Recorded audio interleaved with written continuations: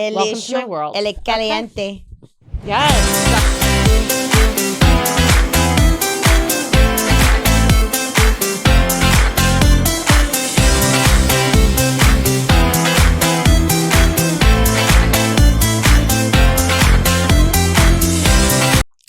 And we're back for another episode of Bestie Spillin Tea from Time. I am your co-host Aisha with my best friend Stephanie.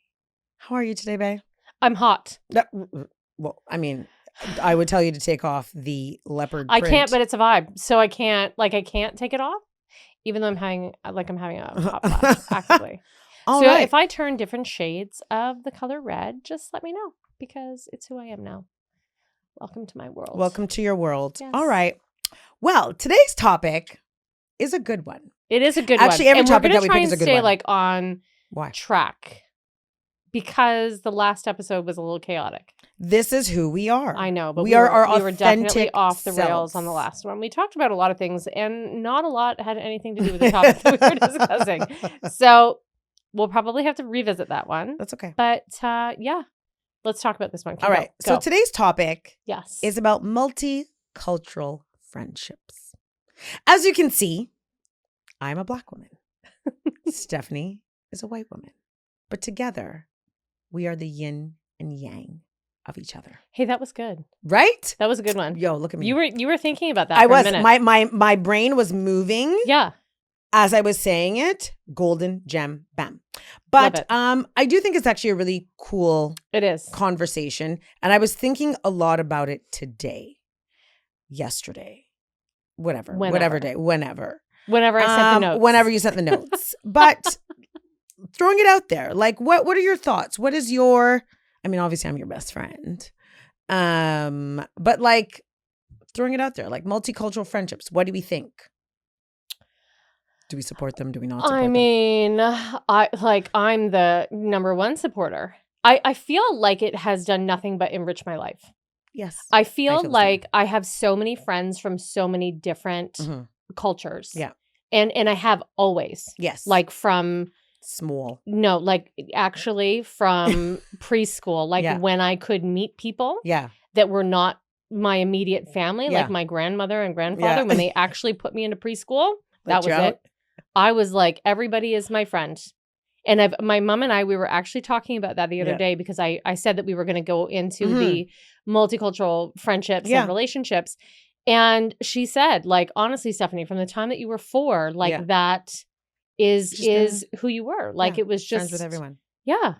And it has been nothing but enriching in my life. I agree.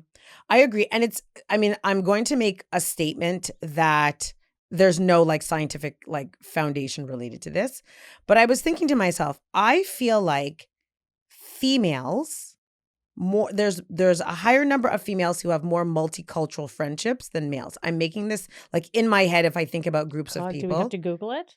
I don't know, maybe. I don't even know if there's a stat, but I just feel like women gravitate to women of different cultures because of just our need for connection for like, I don't know. And it's not to say, listen, boys, men, don't come for me and say like, oh, I'm just saying from like what I see, what I view, how even for my own self, I just feel like women have a greater tendency to be in large kind of multicultural friendships because it's based on vibe and connection versus like, oh, like my friend is white or my friend is Black. You know what I mean? I don't know if that makes sense, but just I was thinking about that the other day. I was like, I feel like more women do that, have more multicultural friendships. I think I've always had multicultural friendships. Like I have always had, I don't actually know how many white friends I've always had. If I'm being totally honest, that's kind of like an odd thing to say.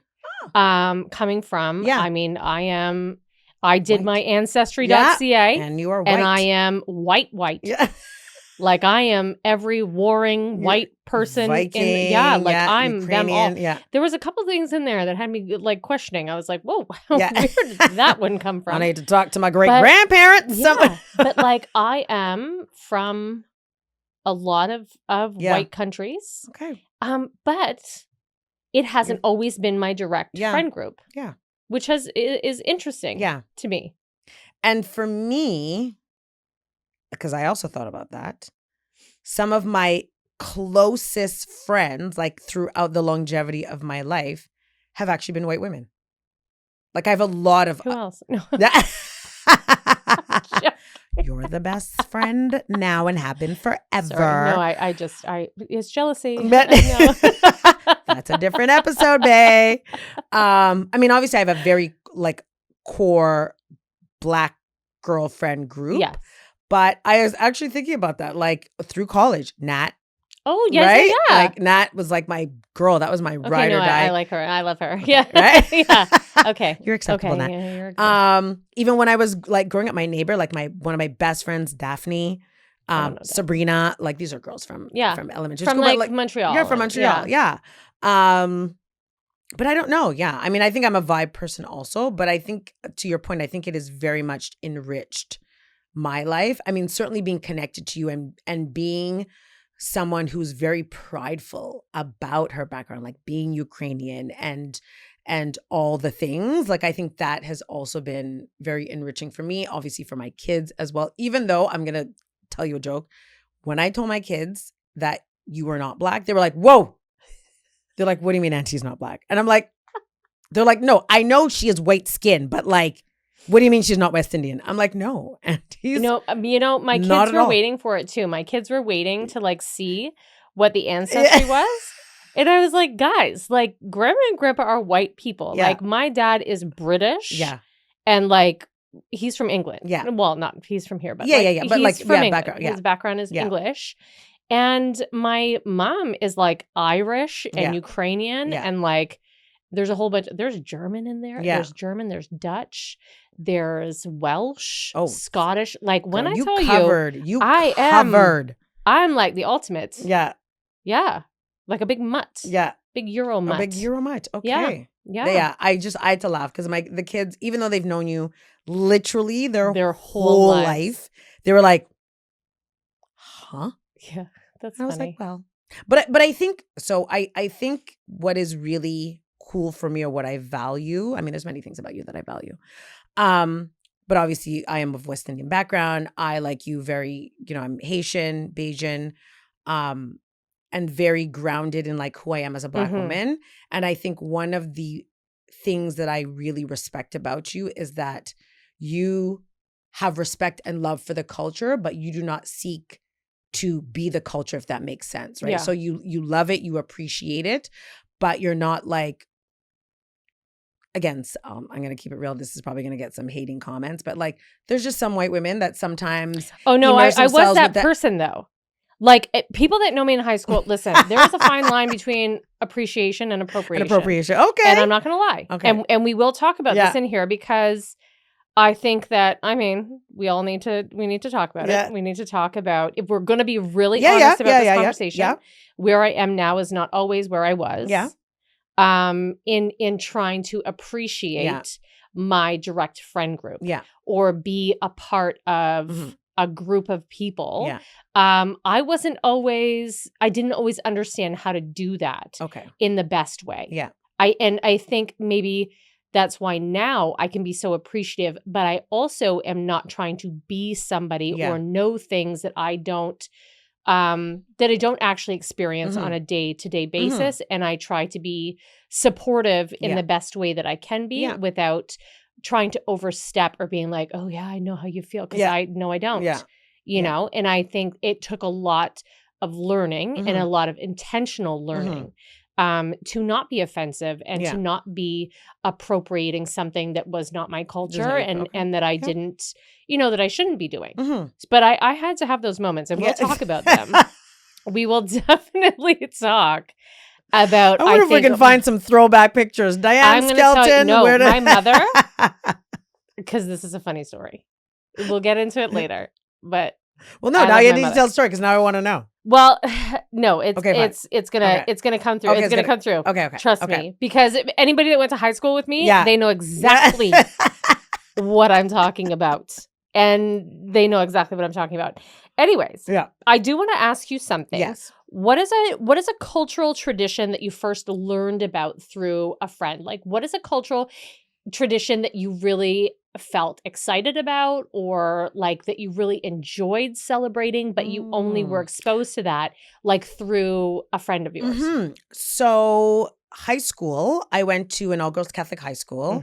I myself am not Catholic. And in the school was predominantly Italian and Filipino. And so one of my really good friends, I had an opportunity to go to her cotillion. Oh, well, nice. Let me tell you, that was, it was beautiful, not just from the perspective of like food, but just the actual tradition of a cotillion and the becoming of a woman, and just the celebration that the family has for this young woman who's coming of age. Like it was absolutely beautiful. And I think it is what opened my eyes up just to the concept of, I will say, more like family tradition. So like I come from a very big family. Everybody is all up in your business all the time. So we obviously have our traditions. And I think when you're younger, you sometimes think that your traditions are what everybody else does. And so being able to experience that, I was like, okay, wow, like that's really cool. Like that actually really we were 15, obviously, when I went, and it still stands as something that stays in my mind around cool.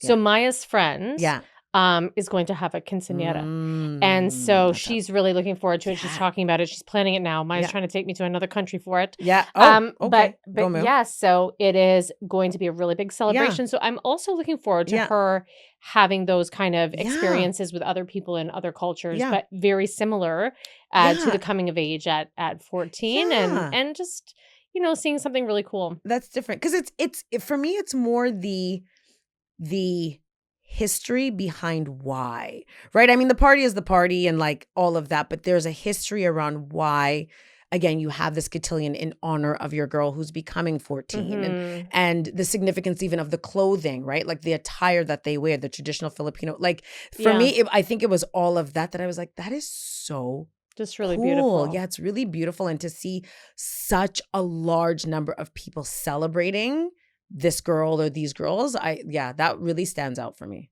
That's so cool. Yeah. I love that. Yeah. I think for me, it was like Caravana. I freaking knew it. Because I became like a masquerader. No, absolutely. Like immediately. I believe it. Like at 17 years old.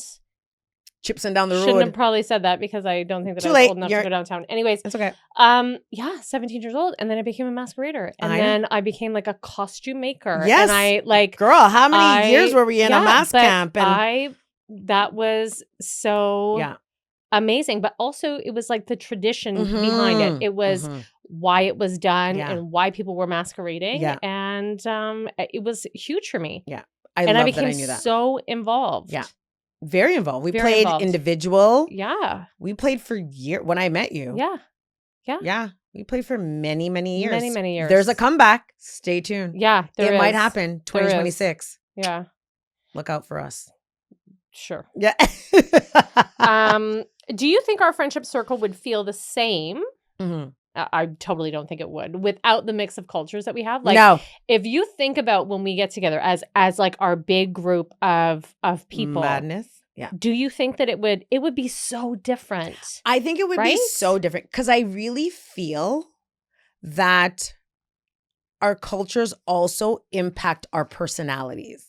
And I think the blend of the personalities, like, again, who comes to mind is Dion, right? Dion, Jamaican background, but she is like, like she's just larger than life. And I think it's such a part of who she is and her personality. I think without it, it'd be boring. It would be a boring friend group. And we definitely don't have. Too. Yeah, and we definitely would don't be have crap. It would be. If we didn't have all of the enrichment, what would we be out here eating? I don't know. I'd be out here just eating pierogies. Although I do listen. But I mean, I love a pierogi. I love pierogies so much. Like it's Anyways. Back, okay. Big up to Erica. So we need to go get pierogies. This is my question. Big up to Erica. Have you ever had a cultural oops moment where you got something totally wrong? This is where I'm going to talk about my cultural oops because it was my appropriation lifestyle. Back when I was, I don't know, probably 16, I remember my mother was furious because I got box braids. And listen, it was the 90s. Yep. I dip and fall back. I got Patra braids. 100. I'm not even joking. I got Patra braids in the same color as Patra, that like weird orangey blonde color. And I had streaks of like white blonde in my hair. Oh, you were doing the most. You were doing the most. I did the most. The fact that my friend actually braided my hair like that, I was like, whoa, wow. I asked so much of you. I had my hair braided for 3 days. Because my mother cut them out of my hair. And she said, we're not doing this. She said, I'm sorry. I cannot allow you to walk through the world with these box braids in your head. Yeah. You're not doing this. Yeah. And she said, this is like super disrespectful. Like you need to take these out of your head. And I had sat, I think at that point for like 12 hours. Probably. I was going to say, get to long like braids too. Long you braids. Did the box long. I did the most.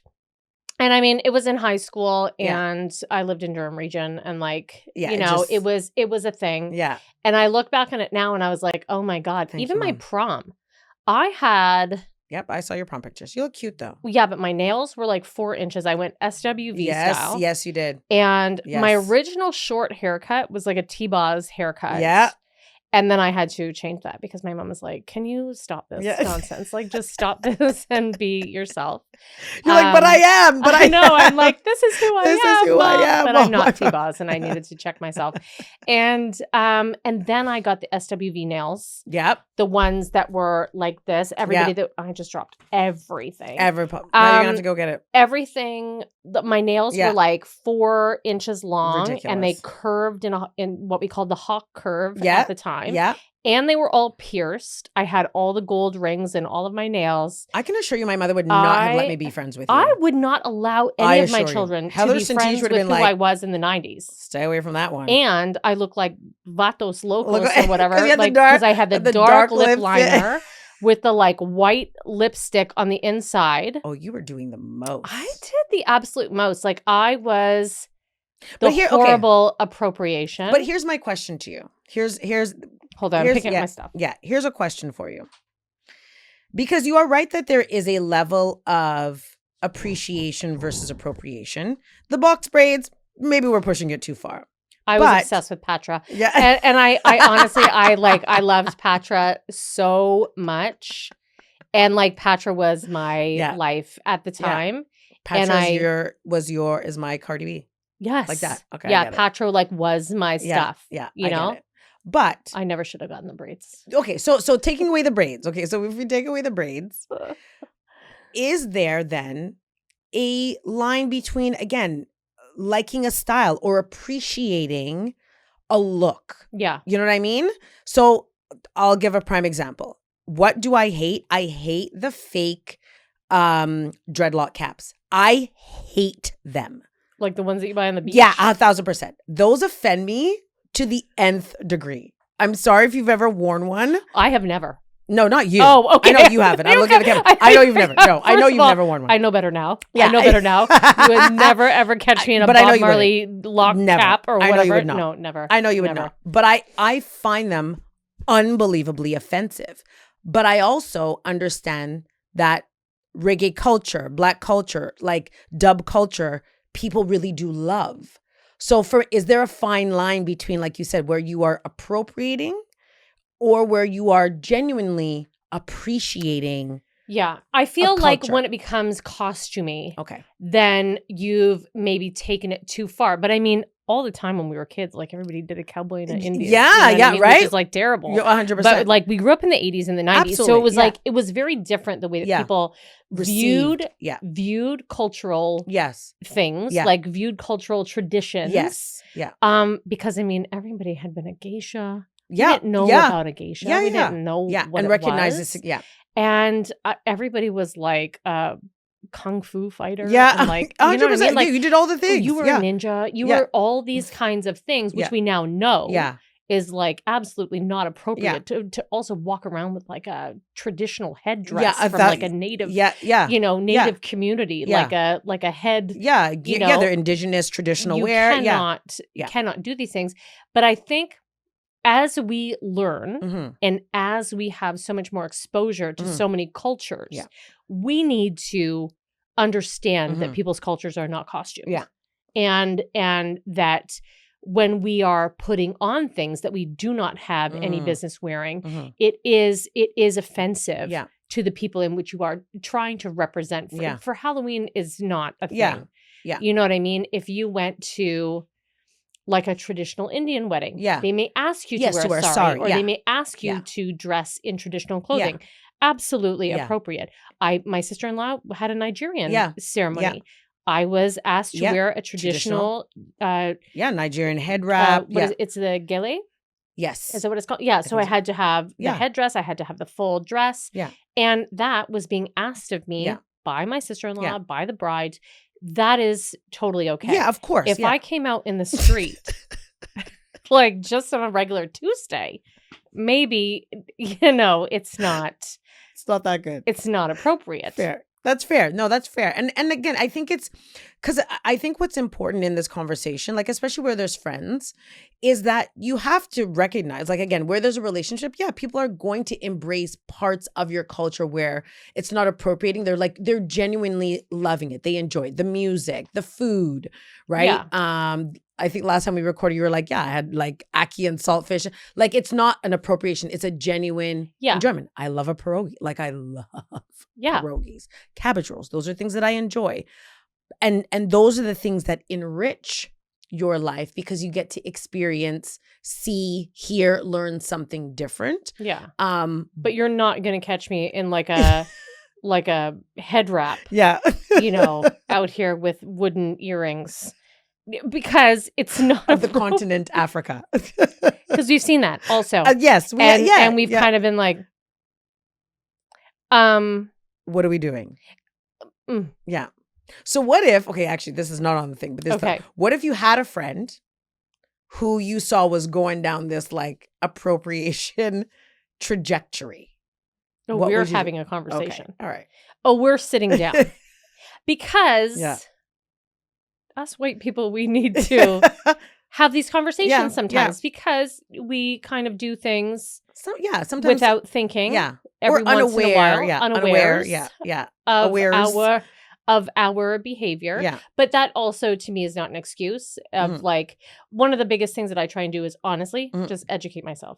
Educate, and then change my behavior, change my approach, change my like appropriation. I'm not on that train. I'm not on the appropriation train. Nowhere close to that. But I think that you have a responsibility to people to like let them know that their behavior is maybe not appropriate. And I also want to caveat this that, I obviously as a white woman, I'm a Black woman, like even as a Black person, I can also appropriate. You know what I mean? Like West Indian culture to African culture, very different. Like same thing. I can't be out here wearing traditional colors or engaging in traditional acts just because I'm Black. Like you can still appropriate even within your own community, and you have to be mindful of that as well.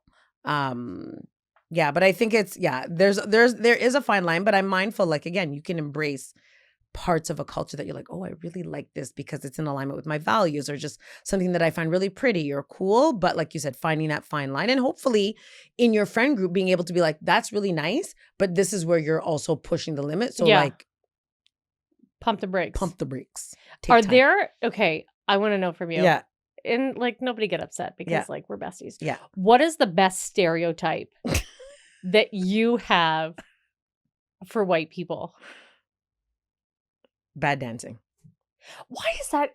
Why are we? No, I know why. Oh, I was because you've sent me all the videos of all the bad dancing.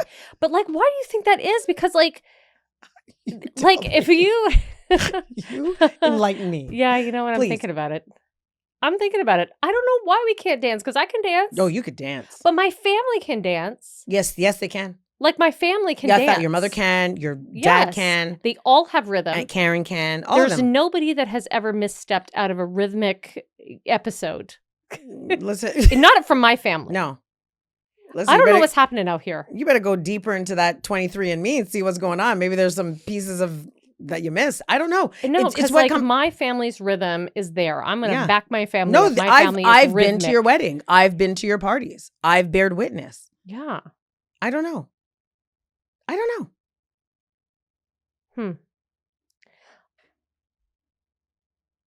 Oh, sorry. Okay. I was like, what did we do? Yeah. So yeah, that is a very popular stereotype. It's a very popular stereotype that people have for white people. It ended up in my algorithm yesterday. Did it? Yeah, it was like a DJ and he was like, look at this. And it was like wicked music, but then what was happening connected to the music was like as though the music wasn't playing. Oh. Yeah. Poor thing. Yeah. I feel like this is a conversation that we have to expand on because I think that there's a lot of things that we haven't necessarily gotten to in our first 30 minutes of talking about this. I think that this needs to go to a part 2. I think that we do need to bring it to a part 2 because I think that we could actually get into a lot of things that are maybe stereotypical about each other or about other people. How much time and do we have? How do we break down some of those stereotypes also when we're getting into friendships that are multicultural, which I would really like to explore in our next episode is how do we build friendships? Also, if you're unsure of how to connect with people, also unsure if there's a language barrier with other people in multicultural relationships, because that can happen all the time. It's like maybe you have you're just not speaking the same language. You know what I mean? You're just not speaking the same language. Or even in some behaviors, in some like character traits, like I'm not a super huggy, warm person. Thank you to Ukraine. And I am. But my friends have been. And like my parents were very shocked at sort of the embracing culture of Quebec also. Of the kissing and the embracing culture of my husband. We were like, whoa, what are you doing? You are in my space. And it was a mix of West Indian culture being so like warm and loving and also the French like embracing culture. You kiss people on both cheeks.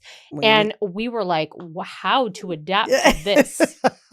Because this is a little much. It is too much. It's too much. You know, like it was too much. And so it's, I think we really do need to explore in the next episode, how can you like get past some of those things and discuss those with your friends or with the people in your life?